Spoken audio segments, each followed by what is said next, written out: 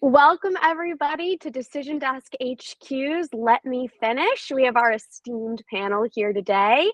We have Audrey Thalberg, the political reporter for the National Review, and Brandon Finnegan, co-founder of Decision at Desk HQ and the current director of elections. So let's dive right into our first topic. What is going on with Walz? What is going on with his military record? Is this Swift voting by Vance going to work? Is it going to stick? Is it real? I feel like I heard the Vance cat lady comments and I know what happened because I saw it. Whereas with Walz, I'm not really sure. I can't really tell what's the truth, what's not the truth. So I don't know. Audrey, what do you think? Do you think this is going to stick, or is it just going to go up in the air? The frequency with which Republicans are bringing up this attack suggests that they think that it's a really effective attack to lob against him. There was a really interesting Twitter thread today, or maybe it was yesterday, by former Congressman Peter Meyer, who talked a little bit about how he thinks that maybe Republicans are going a little bit too far with their attacks. He is a veteran himself. And he talked about how, he never actually served in combat abroad. And so overseas, excuse me. And so when Meyer sees reporters kind of make those, label him as a combat veteran, then he would go out of his way to correct them, and it would kind of make him wince. And so I think because of that, it suggests that these attacks probably will, carry some political weight, given how many military veterans we are, given how many voters, have family members in the military. I think that politically speaking, this will really resonate on the ground. What do you think, Brandon? Well, we're in that space where the vice presidential candidate's been rolled out. And unless you're a resident of Minnesota or you are very plugged in with elections and politics, you don't know who Walz is. The average voter has no idea who Walz is. They've probably never heard of Walz because, again, they don't live in Minnesota. They're not plugged. Most Americans aren't plugged into politics the way the three of us are, and most people watching this program are.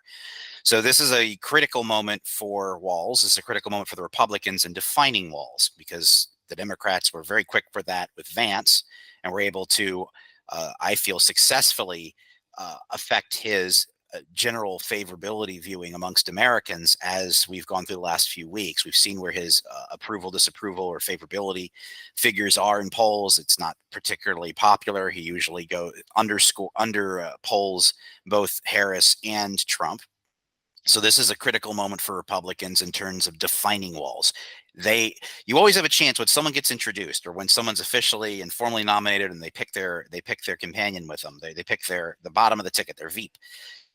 There's a critical time for both parties. The Democrats are going to pump up and inflate his biography. They're going to introduce him to the country. They're going to be like, this is what he's done. This is how he's been an accomplished governor. This is what his record was when he was in the House. This is his history. This is who he was growing up. And the Republicans are going to be looking at that exact same history for moments and opportunities to introduce him as well to the Americans, but introduce him in a way that they would hopefully get a reaction that pulls that ticket back down. Harris is currently riding a little bit of a high as she's become the replacement to Biden, something that the Democrats desperately needed in this campaign. So they were also hoping that the Veep announcement would give them a couple more legs to the convention. Republicans think they found something that they can use to strike him and kind of turn the narrative back into what they had been used to all year, which was effectively Trump was winning this presidential election all year as we were watching it against Biden. One more quick thing there, Brendan. I do think that, Vance has obviously had a really rough couple of weeks for the childless cat ladies comment, a couple other, policy proposals he suggested in the past. I do think that he's had a decently good week. He's kind of picking back up momentum a little bit. He's kind of following Harris and Walz wherever they go. And he is levying a strong attack just beyond the military thing, saying, why isn't Kamala Harris taking any interviews? And so I do think that this has been broadly speaking, a pretty good week for JD Vance after. Did you guys see the tweet, the entourage tweet? Yeah, that was. Vance. It was not as bad. I didn't think that was his best move. But what I would counter to that is that that is just like a very online thing, right? And he's levying policy attacks, which I think are gonna stick. I think we always tend to live in our own bubbles in a way, which is, the American people aren't on Twitter. There's a significant chunk of people who are on Twitter, but they skew a certain demographic versus the whole country at large, versus the whole electorate at large. So we oftentimes react in like moments. So this is the person of the day, the character of the day, right? That's been kind of the phenomenon of Twitter for the last 6 years. You never want to be the character of the day because that's almost always a bad thing, or you end up being milkshake ducked. So, but this is so hyper online that I don't think it really matters. Like, Brandon, I'm gonna have to disagree with you there, though. I mean, donors are on Twitter, big dollar donors, and they're so fickle that I think that it's almost more for the chattering class, but also for the donors that you end up getting this sort of Twitter stuff. I don't really buy that. I don't think Agree to disagree. I just don't think it has that much impact on someone who's worth $1 billion. I think someone who's a billionaire or has 8 or 9 figures in the account in their bank account and what they've accomplished in their life to get to that point. I don't think a few tweets or misfired tweets, even if they're cringy, are going to alter their ability or alter their decision making and donating a smidgen of the mass wealth they have. So Brandon, moving on from that one, as we agree to disagree, what are you thinking about the electoral map? What do you think is going to happen? Harris is surging in the polls. Do you think she has a real lead? Do you think she's going to hold that lead? And what do you think needs to happen?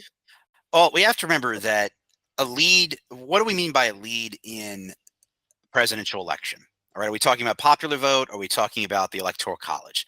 The Electoral College right now is 235, 226. All right, Trump is going to win every single state that he won in 2020. So that puts him at 235 electoral votes. Trump needs 2 states and he's president again, Pennsylvania and Georgia. That's it. He can lose Wisconsin, he can lose Michigan, he can lose Arizona, he can lose Nevada. He wins those 2 states, he's president. The challenge for Harris, and this is what's been encouraging for the Democrats, they needed to get the map at least back to some level of parity. They were so in the hole with Biden. I mean, they were all the states that are now considered that are toss-up states, right? They were going to Trump. They were clearly going to Trump. Trump was going to win well over 300 electoral votes against Biden. So what's reset now is that Harris has a fighting chance in all of these states again. But the problem is she has to hold as many of these states as possible. She cannot afford to, for example, Trump wins Georgia. All right. Trump still is favored in Georgia slightly. He holds on to that lead and carries it through November. That's 251. He wins Pennsylvania, again, 270. So her challenge is she has to hold so much territory. She can't afford to give or concede anything up to Trump. So her goal and her party's goal is to try to build an actual and consistent lead in these states. She has no such thing right now. At best, it's a toss-up or maybe a slight edge for her in some of the states, but it's daunting. A narrow edge in 3 or 4 states means you're probably going to lose at least one of those. And again, in that scenario, Trump wins. So I think that what this has done is it's pulled this back into an actual toss-up as opposed to what was going to become a Republican route. And we have to see, again, everyone's reacting to polls. And I said this a couple of videos ago, you need to wait until we're after Labor Day to really see where the land is, what the lay of the land actually is. There's reactions to the Democrats right now because they have a younger candidate. They had a replacement for Biden. They're being introduced at the Democratic National Convention. They've rolled out their Veep. All this stuff is supposed to help them. And it has. It's consolidated the base. Her favorability ratings are up. The question is, how much higher does this climb? And while there's going to be shock polls that come out that show her either way ahead or maybe a poll or two that's counter that shows Trump way ahead, these are outliers. What we're seeing overall is that she's got a very narrow national lead now in polls. And I mean narrow. We're talking 1 to 2 points. That's nothing. It's been that way reversed for Trump for much of the year. So, we need to see, because again, everything's decided on the Electoral College. We need to really see what's happening in Georgia and Pennsylvania, and to a lesser extent, Wisconsin, Michigan, Nevada, and Arizona. Whoever is maintaining an edge, and I would say not even a margin, watch their vote shares. If Trump goes back and bounces back up to where he was polling before Biden dropped out, 48, 49, 50% in Pennsylvania, 48, 49, 50% in Georgia, he gets back up to that range again. He's winning. He's going to end up winning the election. Now, if his numbers don't recover, she maintains her edges in these states and she continues to relentlessly push in the states she has to cover, then she ends up winning the presidential election. Audrey, what are you saying? So, yeah, just to conclude things here today, I mean, Brandon, I think his discussion of the Electoral College vote is a perfect transition to what I want to talk about, which is kind of why Kamala Harris's VP decision was a little confusing to me. Pennsylvania matters so much. She could have gone with Josh Shapiro, who is incredibly popular, seen as much more centrist, but instead she went with Tim Walz. I think the reasons that she picked him speak a lot to the kind of race that she wants to run. So a lot of reporting, after the rollout suggested that she picked him because she saw him as a good potential governing partner and because they just really, really vibed well. And I think for Kamala Harris, part of this is kind of like a vibes election. There's a good Commentary Magazine podcast about this, but when you see her on the stump, I do think that her rollout has been really good. I was at the Tim Walz rollout in Philadelphia. The cheers were genuinely deafening, right? Like, people are excited that Joe Biden is no longer in this race, but Tim Walz is very, he represented a House, purple House seat, but has a very progressive governing record in Minnesota. Expanding minors' access to gender transition services, giving illegal immigrants, access to healthcare and driver's license, overseeing kind of a botched response to the Minneapolis George Floyd riots in 2020. These are things that independent voters are going to be uneasy about, right? But he does have that, I'm already losing track of the number of times you've read the word folksy in pieces about him, but he does have that kind of folksy demeanor. He's a former high school teacher, football coach. But I do think she might have made a mistake now going with Shapiro here. I do think that some people on the progressive left were a little uneasy about his pro-Israel politics and support for school vouchers. But I think genuinely, I was joking with a reporter in Philadelphia before the event that Josh Shapiro, there's probably a concern in Harris's inner circle that he might upstage her because he's just so dang good at public speaking. But I'm curious your thoughts, both of you, what you think this kind of suggests about the kind of race that she wants to run. I mean, I think you're spot on, Audrey, that I guess it didn't surprise me that she picked Walz, except because I just don't think she could have picked a Jewish vice president, especially with his views on Israel and where you sort of see the base of the Democratic Party going in terms of anti-Semitism and anti-Jew. What was it? No genocide, Josh, was what everybody was talking about. But Walz is so progressive. I mean, if you look at his record, it's incredible. He's dressed up as like a red state football dad. Like, that's what I think of when I see him. But then you actually look at his policies, he's incredibly progressive. So I think you really see how much he actually is leaning in to the really, we're saying the really progressive side of the Democratic Party. Maybe that just is the base of the Democratic Party now. Brandon, what do you think? Where I feel about Pennsylvania and how I felt about Pennsylvania. And in fact, if you were to just cut every single line that I've talked about Pennsylvania in previous videos and just kept re-airing it, it would be the same all the way through the cycle. Because really, that's all that matters in the election, period. Trump wins Pennsylvania, he's president of the United States. He's not going to win in Pennsylvania and lose Georgia, frankly. So that's ball game. So, of course, naturally you'd assume, why wouldn't you pick the governor? I feel that the reason that he wasn't picked is twofold. On one angle, I feel what Audrey was hinting at. Shapiro is extremely popular. He's very well liked in Pennsylvania. He's become very well liked on the national stage. But Kamala Harris is the presidential candidate. And the number one rule when you're running tickets is you don't outshine the star. And that does cause problem. It does cause tension. It does cause issues within a campaign. The other thing I feel that maybe in a part Shapiro didn't want to do this quite yet. Maybe he's not quite ready. He's been governor for 2 years. He was attorney general before that. Maybe he does have aspirations for higher office, but he wants to kind of build what he's already built up in Pennsylvania and play it that way.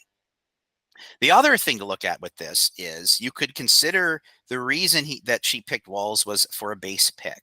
And the reason you do a base pick is if you feel the election is going to come down strongly to turnout. And look, that's such a tired cliche. I get it. Oh, it's everything. It's always about turnout. Yes. But really, you have an electorate that's been kind of weary of this campaign for over a year. You finally give them a candidate that's at least a different choice than the way they had before. So that kind of excites your base. But you genuinely need every last party faithful or even fence sitter for the party to come out and vote for you in so much of a map that you have to hold on to tight maybe that's your path forward to winning the election. Maybe that's her strategy overall. Look, we got to get our voters out. We got to talk and communicate with them, get them to show up early, get them to cast their ballots early, get them to participate, get them to mail those ballots in. And maybe we can bank on that. And that's how we're going to hold on in these states. And that might have been the considerable play. It's just let's just throw as much meat to the core members of our party, people who've been disaffected by Biden, people who have not liked that Biden was their choice, maybe give them something that they're excited about because these are the policies they're excited about. These are the beliefs they agree on and that they align with, and this will get them on board with us. So that might have been the rationale for picking Walz over Shapiro. Well, we have some very interesting news weeks ahead of us and some really good shows of Decision Desk HQ's Let Me Finish. So before we go, this is our shameless promotion time. So Audrey, you got something for us? Yeah, so I wrote a piece about the Walz rollout Wednesday night, and then I also wrote something that came out yesterday. Since we spoke so much about Pennsylvania, about how both presidential campaigns are focusing on the ground game in the final stretch here. Well, make sure to check out Audrey. You can find on nationalreview.com. Well, make sure to check out Audrey Fallberg, political reporter of National Review, nationalreview.com, Brandon Finnegan, co-founder of Decision Desk HQ and current director of elections, and myself, Liberty Vittert, professor of data science. That is Decision Desk HQ's Let Me Finish. We will see you next week, and check out decisiondeskhq.com for all of your election and polling needs. Thank you all so much.